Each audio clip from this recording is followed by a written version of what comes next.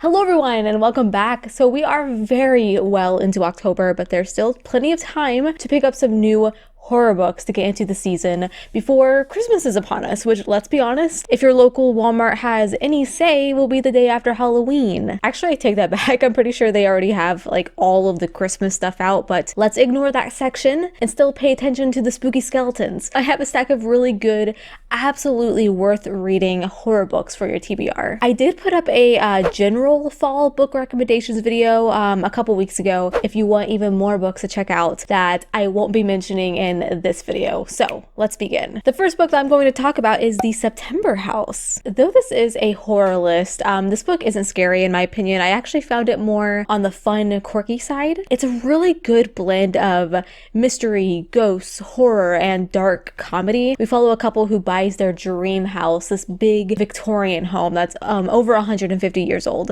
The real estate agent informs them, kind of under her breath, that there were multiple deaths in the house, but over 100 years ago, so nothing to worry about. And little do they know that every September, shit hits the fan. This isn't your typical slow burn haunted house story where like they see a shadow 5 chapters in and hear creaks and knocks halfway through the book. No. The book actually begins like during the high tide. Chapter 1 begins with the sentence, "The walls of the house were bleeding again." Yeah, I've never read a book where the main character is just so accepting of the paranormal activities, like trying to paint over the blood, or oh, it'll all vanish in October, so I'll just keep having my breakfast while scary ghost children are running around. She's literally just coexisting with the ghost, and I found that so fun. She literally has a ghost named Frederica who makes her tea and cooks dinner for her every night, though her brains are spilling out. It all sounds very comedic, and sure, it kind of is. She has totally grown used to it all, but that funny vibe does change into more mystery driven when her husband leaves and is seemingly missing, and her daughter demands to come visit to know what the heck is going on. And beneath all of the ghosts and the humor is a story of something deeper. This book, while a ghost story, is a story about relationships and explores why we might stay in really bad ones. It was thoughtfully done in my opinion, and I closed the book surprised, and I really fell in love with it. As a fantasy reader, that's a big compliment. Moving along, we have Whalefall.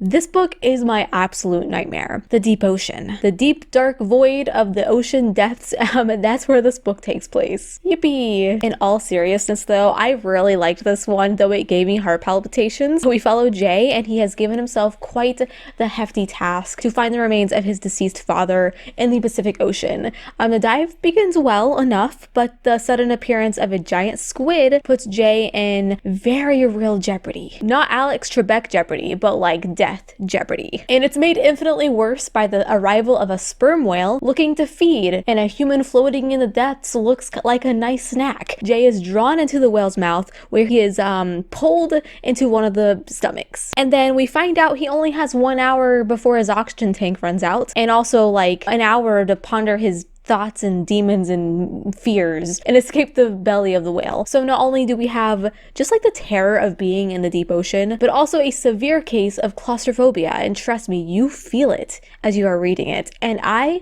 loved it. I felt fully immersed. I felt like I conquered my fear. It was intense. It can make you a bit squeamish. We are like literally inside of a whale. Like, I don't know. It was an intelligent read, absolutely fascinating. It's like a nature documentary from hell. It is very heavy on like the family drama, take it or leave it. I've just never read anything like this. It's very intriguing. It's like this generation's version of Jaws in a way. You got ocean horror, you got survival, drama, all mixed up in a whale soup. I feed her to the beast, and the beast is me. I read this last month actually, and I have been dying to talk about it, and this is the perfect video to do so. If you are looking for a villain origin story, I'm always searching for those personally. This is exactly what that is. We follow Lawrence, who is a student at the Ballet Academy of Paris, and they are auditioning for their final performance and a spot at the Paris Ballet. And Lawrence is a character who severely doubts herself, which is very relatable to me personally, as I do myself, and her emotions turn even more hardened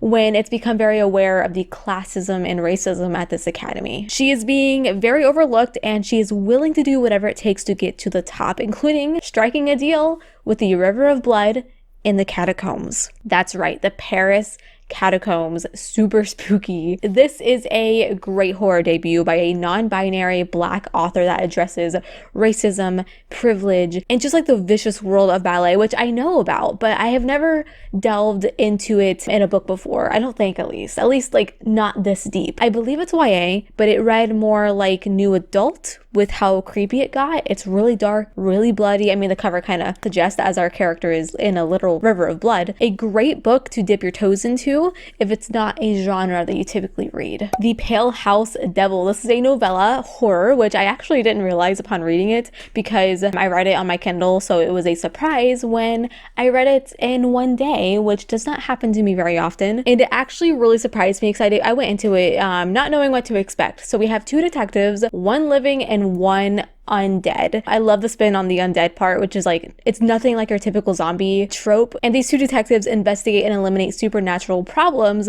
and we follow through what feels like a very day in the life for them. So it doesn't hit us with like in some overly convoluted mystery plot. It's very, very simple. But that was a positive in this case because it is incredibly short. In fact, I'm probably going to keep this review short because I don't want to spoil too much, but it flowed very well. I like the two main characters. Their personalities were fantastic. It reminded me kind of The Last Smile in Center City a little bit, but with two characters instead of just our main character. They get to bounce jokes off of one another and one of them being dead. It's absolutely hilarious. It was a very interesting plot. It was a nice, short, quick, spooky read for the month. If you like a classic noir feeling to your detective stories, then I highly recommend this. And sure, some of the noir tropes are very on the nose, but with it being a novella, I think it works just fine. My only complaint with this one is that it ended too soon. I would happily read a novel length version of the story. Alrighty, I have one more book here to recommend because I just recently finished this one and it kind of inspired this video actually, and that is The Dead Take the A Train, first book in the Carry-On City duology. That's right, we have a horror series which you don't see often.